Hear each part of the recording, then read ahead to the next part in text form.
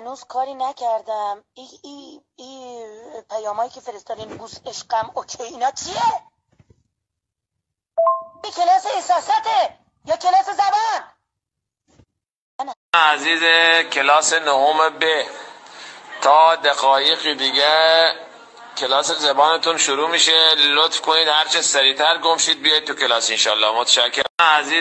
ستایش عبدی بگیم برگ درختان سبز در نظر هوشیار، هر دفترش هر ورقش دفتری است هر ورقش دفتری است معرفت کردگار. این شعر مربوط به کدوم راه؟ ستایش عبدی. بعد از حمام دوش بگیرید، لباستون عوض کنید و حتما بعد از حمام دوش بگیرید. دستتون درد نکنه که من مثل سگ پاشه میگیرم ها.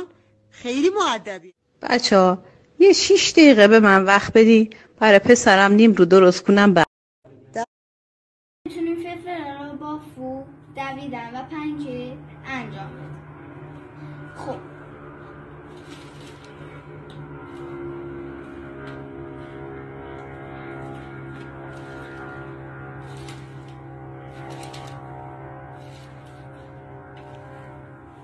خدا نگهدار.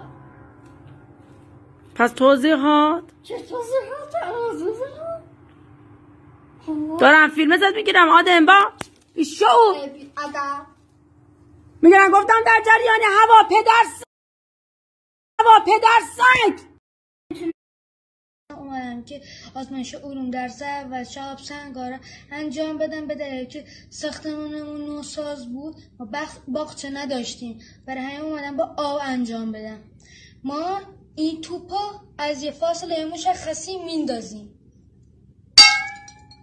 خیلی ممنون. چیکار کنم؟